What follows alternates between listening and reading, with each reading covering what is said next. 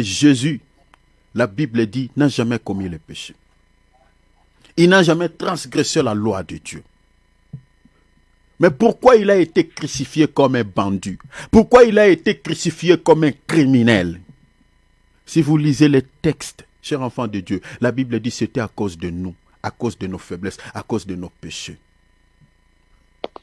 Il a pris ta place, ma soeur. Il a pris ta place, mon frère. La raison pour laquelle Jésus a été crucifié à la croix, au milieu de deux brigands. C'est-à-dire les gens qui passaient de cette route-là, de cette rielle. Quand ils regardaient les gens qui étaient crucifiés à la croix, parce qu'on avait crucifié au moins 3 personnes, Jésus était au milieu. Les gens qui ne connaissaient pas Jésus, les gens qui s'en foutaient de lui pendant qu'il prêchait sa parole de son vivant, pouvaient regarder, voilà, oh, ce monsieur qui prêchait la parole ici, ah bon? Donc, il s'est retrouvé aussi parmi les brigands, donc il était un brigand. Et les gens pouvaient dire tout ce qu'ils voulaient au sujet de Jésus. Comme aujourd'hui là, les gens disent n'importe quoi au sujet de Jésus. Vous priez quoi? Vous priez qui? Jésus là? Fils de Marie? Les charpentiers? Vous priez ces charpentiers là? Vous. Et les gens nous rigolent, comme nous sommes en train de faire là. Il y a des gens qui nous rigolent. Ils disent, regardez ces gens distraits. Ils nous disent nous sommes distraits, alors que c'est eux qui sont distraits. Vous savez, le diable est menteur. Hein? Il y a des gens qui nous qualifient de distraits. Regardez ces distraits. Ils prient les charpentiers là. Ils croient que c'est lui le Dieu véritable. Ils croient que voilà, la vie éternelle, c'est ce Jésus-là.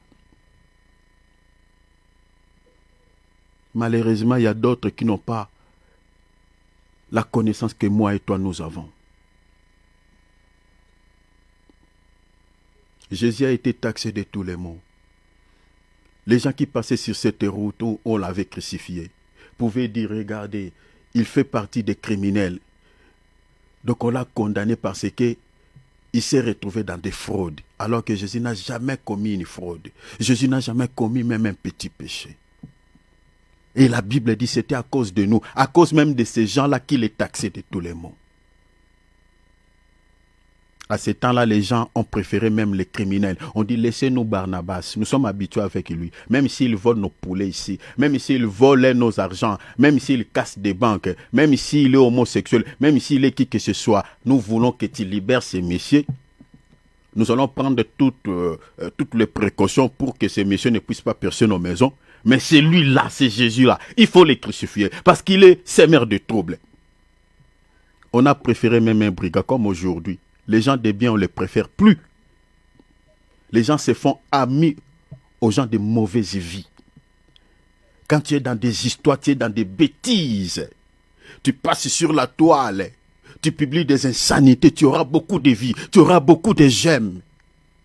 Tu seras beaucoup suivi. Quand tu fais des conneries. Quand tu commets beaucoup de bêtises. Tu te nédis du tout ni. Là, les gens t'acclament. Tu es belle. Tu as des belles cuisses. Tu as une belle poitrine. Voilà. Les gens s'exhibent. Il y a beaucoup de vie. Les gens aiment des choses comme ça. Aiment des personnes comme ça.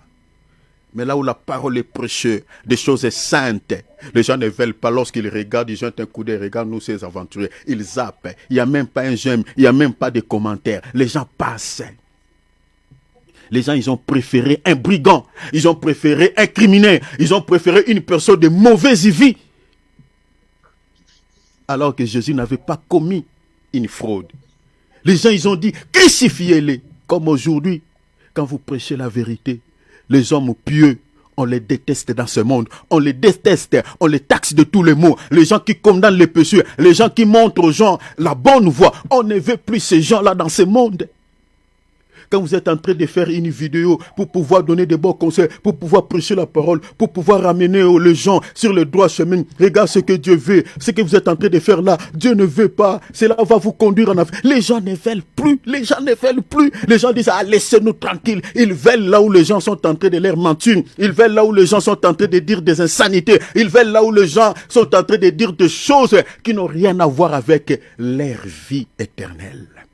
Les gens veulent aujourd'hui des choses inutiles, des choses moins importantes. Et Jésus, il a subi toutes les maltraitances. Il a subi tout ce que vous connaissez comme calomnie, comme une mauvaise chose. Jésus l'a subi. L'a subi. Jésus n'a pas connu un mort, mais bien aimé, quand on égorge, vous savez, même un animal, on l'égorge, hein, directement il meurt. Une fois vous coupez sa tête et puis c'est bon. C'est bon.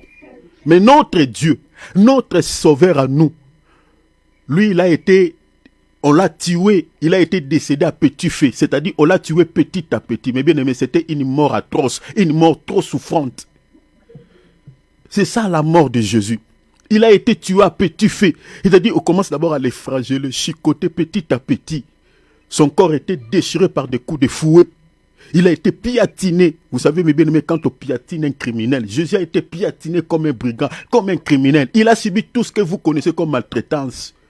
Remarquez au point que, mes bien-aimés, il transportait sa croix, ce bois-là qui était tellement lourd, et Jésus ne pouvait plus continuer à marcher. La Bible dit il est tombé. Le sang coulait déjà, mes bien-aimés, sur les chemins, parce que son corps était déchiré par des coups de fouet. Et à la croix de Golgotha, quand on l'a crucifié, mes bien-aimés, toi et moi, si une aiguille, même une pine, mes bien-aimés, te perce le doigt, tu vas crier, tu vas hurler. Mais lui, on a rassemblé ses deux pieds et on est en train de mettre quoi?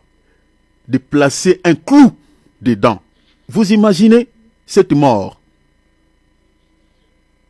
Entre ses deux mains.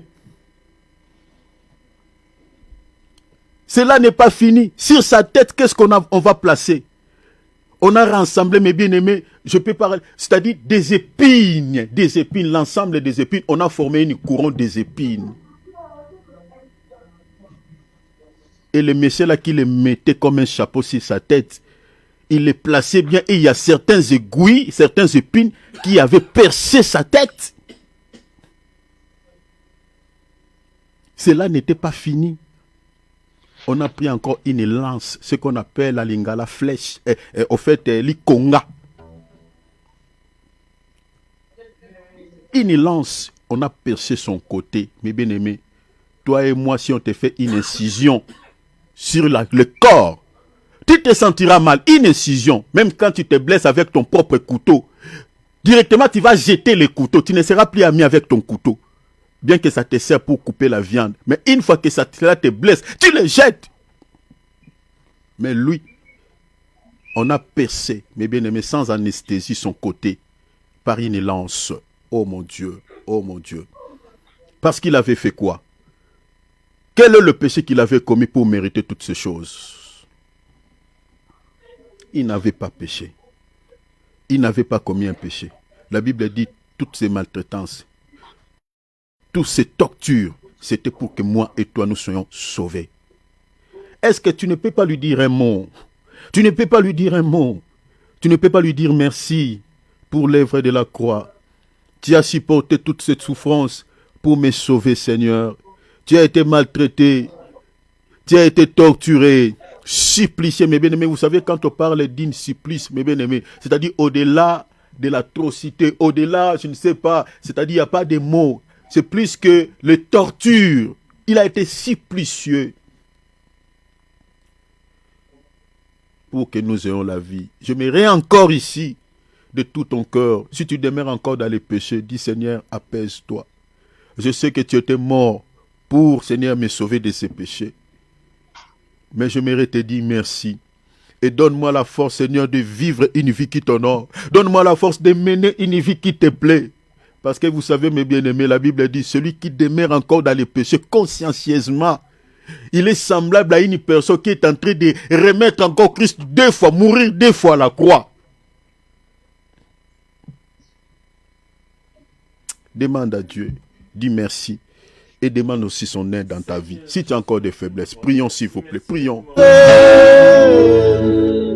Car tu es mort pour moi. Alléluia. Je vivrai pour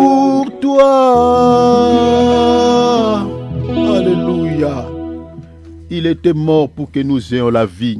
Cher enfant de Dieu, aie toujours l'habitude de dire merci à ton Maître, à ton Père, à ton Seigneur, à ton Créateur pour l'œuvre de la croix. Parce qu'au moment où nous sommes en train de parler là, il y a d'autres personnes, mes bien-aimés, qui n'ont pas encore reçu ce salut que moi et toi, nous possédons. Amen. Il y a d'autres qui se laissent encore, mes bien-aimés, dans le bourbieu, dans des saletés de ce monde, dans le garement, mes bien-aimés, qui se laissent entraîner encore dans le péché, qui n'ont pas, mes bien-aimés, reçu Jésus-Christ dans leur vie comme Seigneur et Sauveur, qui n'ont pas l'espérance du salut. C'est-à-dire, si ils meurent aujourd'hui, mes bien-aimés, leur chemin, leur destinée, c'est l'enfer. Ils partent tout droit en enfer. Parce que la vie éternelle